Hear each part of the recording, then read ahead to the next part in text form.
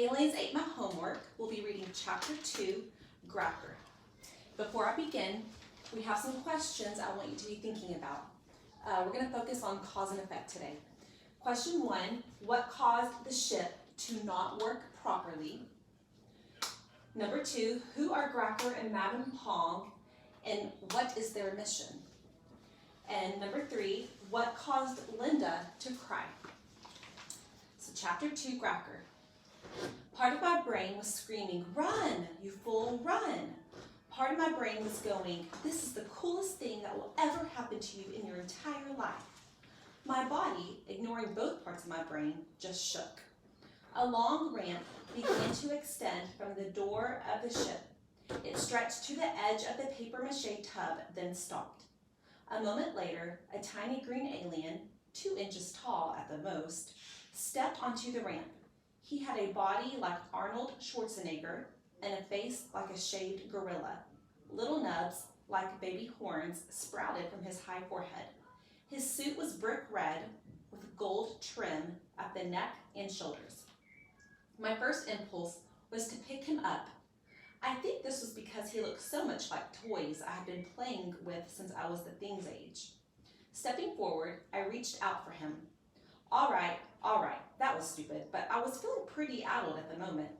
It didn't do anything to unaddle me when the alien pulled out a ray gun, pointed it at my head, and said, "One more move, and I will ventilate your skull."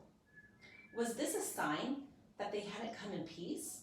Or was it merely an indication of how stupid I had just been? It didn't matter. Raising my hands, I began to back away from the alien. After 2 steps, I tripped and landed on my butt. "Who are you?" I asked from my new position on the floor. "My name is Grakker," said the little green guy. "I am the commander of this mission." "What mission?" "My crew and I are agents of the Galactic Patrol. We have been sent to this miserable backward planet to capture a notorious criminal known and feared across the stars. Unfortunately," and here he looked down at the vat of papier-mâché, "we seem to have encountered some difficulties. We will need your help. Therefore, I am making you a deputy." "I beg your pardon?" "Refused," said Grakker. "Provision 13.4.7.6 of the Galactic Legal Code gives me the right to deputize natives of underdeveloped planets in cases of emergency. If you resist, you may find yourself under arrest and heading for a trial on Alpha Centauri. Unless you want to spend the rest of your miserable little life pounding rocks on an asteroid, I would suggest you do as I say." The guy was only 2 inches tall, but as long as he was holding that ray gun, he was as much of a bully as Billy Decker. "I don't like him, Roddy," said Little Thing 2. "Make him go away." "Silence, larva!" snapped Grakker. "Is he a who?" asked Little Thing 1. I had read them Horton Hears a Who the night before. "Tell them to be silent," ordered Grakker, pointing his ray gun in the general direction of right between my eyes. "Can it, kids?" I said softly. "I have to talk to the man." "I want to play with him," said Little Thing 1, stretching her pudgy, paste-covered hands toward Grakker. "Back, larva!" cried Grakker. He pulled the trigger on the ray gun. It made a tiny, whining sound. A red light, no bigger than one of those LEDs you use in an automatic pencil, hit the edge of the papier-mâché tub. After drilling a perfect tiny hole right through the metal, it went on into the floor. It wasn't as easy to see, but I figured it was making a perfect tiny hole there as well. The hole really was tiny, but even a tiny hole that went all the way through your head could cause a lot of problems, like death. "Linda, get back!" I snapped. Thing 1's lower lip began to tremble, and a big tear rolled down her cheek. "I want to play with him, Roddy," she whimpered, even as she backed up. "Now, see what you've done?" I said to Grakker. Before he could answer, another alien came scuttling out of the ship. This one had yellow skin. At least what I could see of it was yellow. Most of the new alien was covered by a sleeveless, high-collared robe that hung from its neck to its feet. The robe itself was blue, but I couldn't make out the exact shade because it kept shifting. Under the robe, which was open, was a long-sleeved tunic. The alien itself had a high, bald head with big brow ridges, though not as big as Grakker's, a broad, flat nose, and huge, pointed ears. Grakker, Grakker, it sighed. I knew you should have let me come out first. You're going to create a mess if you're not careful. At least let me change modules for you.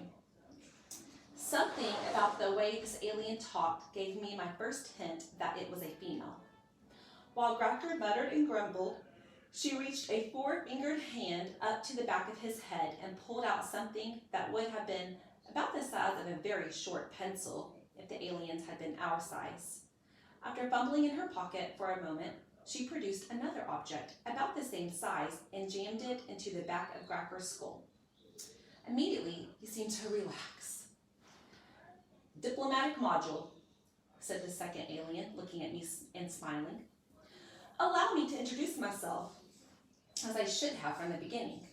The last half of this sentence, spoken sharply, was directed more at Grakker than at me. Grakker wrinkled his turned-up nose at her. My name is Madame Pong, said the second alien, turning back to me. I am diplomatic officer for the good ship Grakker. I suppose you want me to take you to our leader? I asked. Gracious no, she cried, her voice filled with horror. We have no interest in establishing formal contact with your planet at this point. Why not? I asked, wondering if I should be offended on behalf of all mankind. The time is not ripe, she said with a smile. Now, while Grakker is correct that he can insist on your help, had it been I speaking, I would simply have requested it, as I will now. Would you help us, please? What do you want me to do? Simply remove our ship from this mess and take us someplace where we can enlarge it without destroying anything. How big is it going to get? I asked nervously. Considerably bigger than this room, snapped Grakker. Before Madame Pong could answer, were you trying to enlarge it a minute ago? I yelped, shuddering at the thought of what might have happened if they had succeeded. Madame Pong's skin turned orange. We were not aware that we had landed inside a dwelling. We are having some technical problems. She glanced down at the papier-mâché. My guess is that our sensing equipment has been clogged by this strange swamp. But you could have killed us.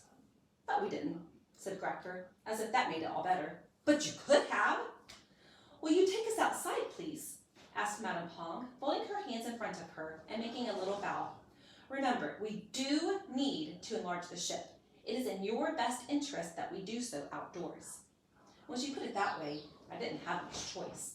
I'll have to bring the things, I said. Madame Pong looked puzzled, so I gestured to the twins. Perhaps my language program is defective, she said. I did not think this culture referred to children as things. It's a long story.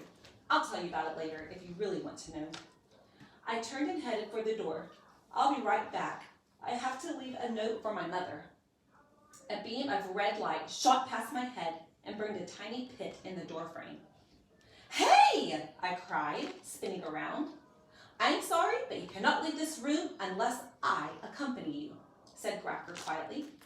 I was surprised to hear him speak so politely, until I remembered the diplomatic module Madame Pong had jammed into the back of his head. Why not? Security. For all I know, you're heading off to contact your government.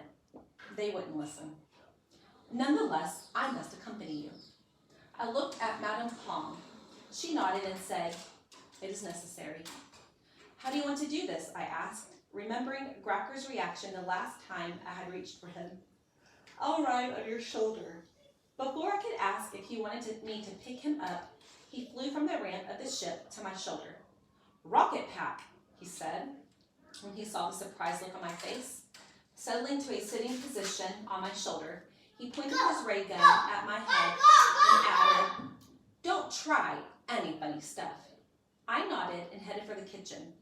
It took me a few minutes to find paper and pencil, but finally I left a note telling my mother I had taken the twins for a walk. The delay made Grakker impatient, and he was muttering angrily as we started back toward my room. I thought maybe a little conversation would help calm him down. So I said, "Just how tall will you be when you get back to your normal size?" "That is classified information," he replied fiercely. I started to get mad. Then I thought, if he wants to be that way, let him. I shrugged, telling myself to ignore his rudeness. Shouting with rage, Grakker scrambled at my collar. Grabbing the edge of my ear with one tiny hand, he poked his ray gun into my skin and shouted, "Freeze or fry, traitor!" Chapter 3 will be for tomorrow. So here are questions that you need to answer. What caused the ship to not work properly? Who are Grakker and Rabbit Pong, and what is their mission?